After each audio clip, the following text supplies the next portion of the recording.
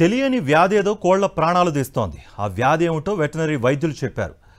మందులేమో ఇవ్వరు. ఫలితంగా పౌల్ట్రీ నుంచి నాటుకోళ్లకు సోకిందా రోగం. నెల రోజుల వ్యవధిలో 1,00,000 కోళ్లు మృత్యువాత పడ్డాయి. అయితే ఆ రోగం బర్డ్ ఫ్లూ మాత్రం కాదని అంటున్నారు నిపుణులు. అలాగే అవి బర్డ్ ఫ్లూ కారణంగా చనిపోయాయని అనొద్దని అంటున్నారు అధికారులు. ఇంతకీ ఆ కోళ్లకు ఏమైంది? అక్కడి రైతులు ఏమంటున్నారు? మెదక్ జిల్లాలో పౌల్ట్రీ రైతుల కష్టాలపై Sakshi TV special ground report. Medak జిల్లాలో అంతుచిక్కని వ్యాధి పౌల్ట్రీ రైతులను కుదేలు చేస్తోంది. జిల్లాలోని చిన్నశంకరపేట, నర్సాపేట మండలాల్లోని పలు గ్రామాల్లో వైరస్ కారణంగా 1,00,000 కోళ్లు మృత్యువాత పడ్డాయి. సుమారు నెల రోజుల వ్యవధిలో కోళ్ల పెంపకందారుల కళ్ళెదుటే కోళ్లు వైరస్ కారణంగా నేలవాలుతూ ఉండడంతో రైతులు విలవిల్లాడిపోతున్నారు. వైరస్ బారిన పడి చనిపోవడానికి సిద్ధంగా ఉన్న కోళ్ల సంఖ్య కూడా ఇంకా వేలల్లోనే ఉన్నాయని వారు ఆవేదన వ్యక్తం చేస్తున్నారు. అయితే అది బర్డ్ ఫ్లూ వైరస్ కాదని నిపుణులు చెబుతూ ఉండడంతో కోళ్లకు సోకిన వ్యాధి కంట్రోల్ అవుతుందన్న ఆశతో పెంపకందారులు ఉన్నా కూడా వారికి నష్టం మాత్రం ఆగడం లేదు. రోజుకు వేల సంఖ్యల్లోనే కోళ్లు మృతి చెందుతూ ఉండడంతో తాము తీవ్రంగా నష్టపోతున్నామని, తమను ఆదుకోవాలని ప్రభుత్వాన్ని కోరుతున్నారు బాధిత పౌల్ట్రీ రైతులు. చనిపోయిన కోళ్ల దృశ్యాలను వీడియోలు తీసి వాటిని సోషల్ మీడియాలో పెట్టి పోస్ట్ చేస్తున్నారు. తమను ప్రభుత్వమే కాపాడాలని కోరుతున్నారు బాధిత పౌల్ట్రీ రైతులు.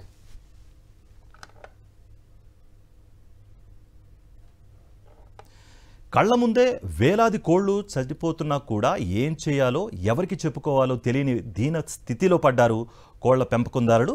ఫారం కోళ్లకు వచ్చిన వైరస్ కారణంగా నాటుకోళ్లు కూడా చనిపోయాయి. వీటికి ఏమైంది, ఇవి ఎందుకు చనిపోతున్నాయి అనేది మాత్రం చెప్పడం లేదు వెటనరీ అధికారులు. అయితే చచ్చిన వాటిని పూడ్చకపోతే చర్యలుంటాయని మాత్రం హెచ్చరిస్తున్నారు. మరోవైపు పౌల్ట్రీ యజమానులు కోళ్ల చావు తమ ప్రాణాలకు వచ్చిందని ఆవేదన వ్యక్తం చేస్తున్నారు. వ్యవసాయంతో పాటు కొంతమంది రైతులు తమ పంట పొలాల్లో కోళ్ల ఫారాలను పెంచే కార్యక్రమాన్ని చేపడతా ఉన్నారు.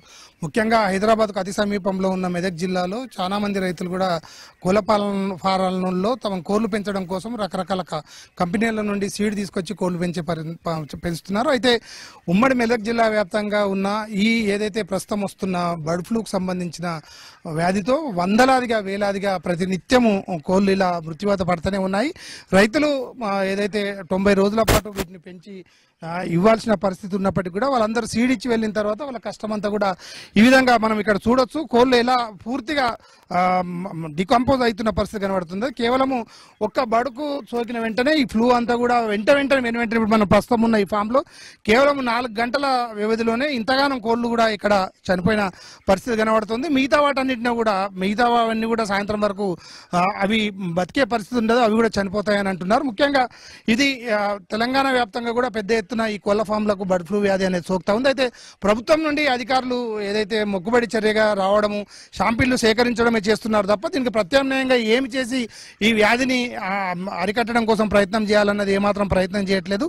దీంతో రైతన్నలు ఏదైతే కోళ్ల ఫారం పెంచుతున్న రైతన్నలు పెద్ద ఎత్తున కూడా నష్టపోతున్న పరిస్థితి ఉంది.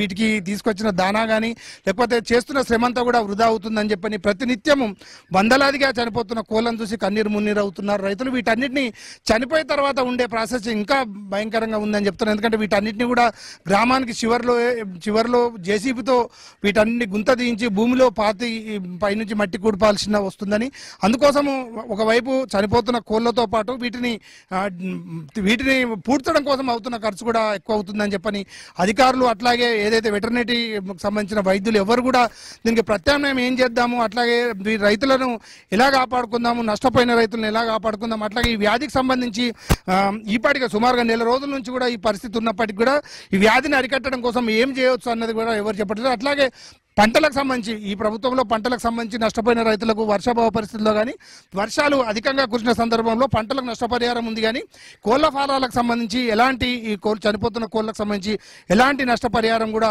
లేకుండా పోయింది. దానికి సంబంధించి రైతులు మేము లక్షల రూపాయలు వెచ్చించి ఈ కోళ్ల ఫారాలను పెంచుతా ఉన్నాము కాబట్టి వీటిని ఆదుకోవాలని చెప్తా ఉన్నారు. ప్రస్తుతం మనతో పాటు ఒక కోళ్ల ఫారాలను పెంచుతున్న రైతున్నాడు. చెప్పండి, యాక్చువల్గా ఎందుకు ఈ వ్యాధి వస్తుంది, ఇప్పుడు ఇక్కడ చనిపోయిన కోళ్లకు సంబంధించి ఎంత నష్టం వచ్చింది అనుకోవచ్చు, వీటికి ప్రత్యామ్నాయంగా ప్రభుత్వం ఏమైనా చేస్తుందా? దీని గురించి అసలు వాళ్ళు పౌల్ట్రీ యజమాని ఎవరైతే ఇది మనకి ఇస్తారో కోళ్ళు బర్డ్స్ పిల్లలు ఇచ్చి వాళ్ళు తీసుకెళ్తారు బైబ్యాక్ కింద, వాళ్ళకు కూడా ఇంకా ఏమి తెలియదు అంటున్నారు. ప్లస్ గవర్నమెంట్ కూడా ఇది ఏమి వైరస్ అనేది ఇంతవరకు నిర్ధారిస్తలేదు. ఏమనంటే బెడ్ షాంపిల్ తీసి ఇస్తున్నారు. అది ఇప్పుడు మా తమ్ముడు సంగారెడ్డి తీసుకెళ్ళిండు. అంతే, అంతవరకే ఉంటుంది తప్ప ఇది ఏమది అనేది ఇంతవరకు కూడా ఈ వైరస్ పేరు ఎవరు చెప్పట్లేదు. ఇది వచ్చిందంటే షెడ్ ఖాళీ అయిపోతుంది. అంటే మొత్తానికి ఇప్పుడు ఇక్కడ చనిపోయి ఉన్న కోళ్ళ సంఖ్యకు సంబంధించి కనుక చూసుకుంటే ఎంత మేర నష్టం జరిగి ఉంటుంది అనుకుంటున్నారు? ఇది ఇంచుమించు ఎంత లేదన్నా దగ్గర దగ్గర 25 లక్షల వరకు ఉంటుంది మొత్తం. ఎందుకంటే బర్డ్స్, ఫీడు అంతా 25 లక్షల వరకు నష్టం. మొత్తానికి భారీ ఎత్తున ఏదైతే ప్రత్యామ్నాయంగా అటు వ్యవసాయంతో పాటు ప్రత్యామ్నాయంగా కోళ్ల ఫారాలను పెంచుదాం అనుకుంటున్న రైతులకు మాత్రం, మధ్యతరగతి రైతులకు ఏదైతే ఇక్కడ వ్యవసాయాధారంగా ఉండి తమ భూముల్లో షెడ్లకు ఇతర కంపెనీలకు నుండి సీడ్ తీసుకొని వచ్చి ఇస్తూ కోళ్ల పెంపకం ద్వారా కొంత ఆదాయం పొందాం అనుకునే వరకు మాత్రం చాలా పెద్ద తీవ్రమైన దెబ్బ అనే చెప్పవచ్చు. ఎందుకంటే ఇంత భారీ ఎత్తున నష్టం జరుగుతున్నప్పటికీ కూడా ఎవరు కూడా అధికారులు, ఎవరు వెటర్నరీ అధికారులు కానీ అటు ఇతర శాఖల అధికారులు కానీ రైతులకు సంబంధించి ఎలాంటి వాళ్ళకు ప్రత్యామ్నాయ చర్యలు కానీ అట్లాగే భరోసా ఇచ్చే కార్యక్రమం కానీ చేపట్టట్లేదు. అయితే వీటిని వెంటనే ప్రభుత్వము ఈ వ్యాధికి సంబంధించిన ఒక నిర్ధారణ చేయాలని, అట్లాగే నష్టపోయిన కోళ్ల ఫారం ఏర్పాటు చేసుకుని వందల సంఖ్యలో కోళ్లు చనిపోతున్న సందర్భంలో ఆ రైతులను ఆదుకోవాలని చెప్పి కూడా రైతులు చెప్తున్న పరిస్థితి కనబడుతుంది. కోళ్ల మరణాలు పౌల్ట్రీ రైతులను నిండా ముంచాయి. వ్యవసాయానికి అనుబంధంగా ఉంటుందని చాలామంది రైతులు పాడి గేదెల పెంపకంతో పాటు కోళ్ల పెంపకాలను చేపడుతూ ఉంటారు. హైదరాబాద్కు సమీపంలో ఉన్న మెదక్ జిల్లాలో 2500 మందికి పైగా రైతులు కోళ్ల పెంపకంపై ఆధారపడి జీవిస్తున్నారు. గత నెల రోజుల నుంచి ఒక్కసారిగా కోళ్ల మరణాలు సంభవిస్తున్నాయి. వెటర్నరీ అధికారులు బర్డ్ ఫ్లూ లేదని చెప్తున్నారు. మరి రోజు వేలల్లో చనిపోతున్న కోళ్ల మరణాలకు మాత్రం వారు కారణాలు చెప్పడం లేదు. వ్యాధి నివారణకు చేపట్టవలసిన చర్యల గురించి కనీసం ఊసెత్తడం లేదు. దానిలో 3500 కోళ్ళు వేసాను. ఏంటంటే 8 లక్షల పెట్టుబడి పెట్టాను. 8 లక్షలకు 8 లక్షలు పోయినాయి సార్. పూర్తిగా లాస్ అయిపోయినా. ఇప్పుడు మళ్ళీ వేసుకునే పరిస్థితి లేదు. ఏంటంటే దానివల్ల కొంచెం ప్రభుత్వం ఏమన్నా ఆదుకుంటే బాగుంటుందని ఇది చేస్తున్నాను. అంతు చిక్కని వ్యాధితో కోళ్లు చనిపోతుంటే పశు వైద్యశాఖ అధికారులు రక్త నమూనా శాంపిల్స్ సేకరించడంతో సరిపెడుతూ నిర్లక్ష్యంగా వ్యవహరిస్తున్నారు. ఉమ్మడి మెదక్ జిల్లాలోని నర్సాపూర్, గజ్వేల్, సిద్దిపేట, పటాన్ చెరువు, జహీరాబాద్, మెదక్, సంగారెడ్డి నియోజకవర్గాల్లో అత్యధికంగా రైతులు తమ వ్యవసాయ భూముల్లోని కొంత భాగంలో కోళ్ల షెడ్లు వేసుకుని పెంపకాలు చేపడుతున్నారు. కోడి పిల్లలను సప్లై చేసే కంపెనీలతో అగ్రిమెంట్ చేసుకుని 60 నుంచి 90 రోజుల వరకు వాటిని పెంచి ఆ తరువాత అదే కంపెనీలకు కోళ్లను అమ్మి కొంత ఆదాయం పొందుతారు. వీటికి సంబంధించిన దాణా, నీరు వంటి మెయింటెనెన్స్ బాధ్యత రైతులే వహించాల్సి ఉంది. ఏడాదిలో 2 లేక 3 విడతలుగా కోళ్ల పెంపకాలు చేపడతారు. ప్రస్తుతం సోకిన రోగం వల్ల జిల్లాలో వందలాది కోళ్ల పెంపకం షెడ్లు ఖాళీ అయిపోయాయి.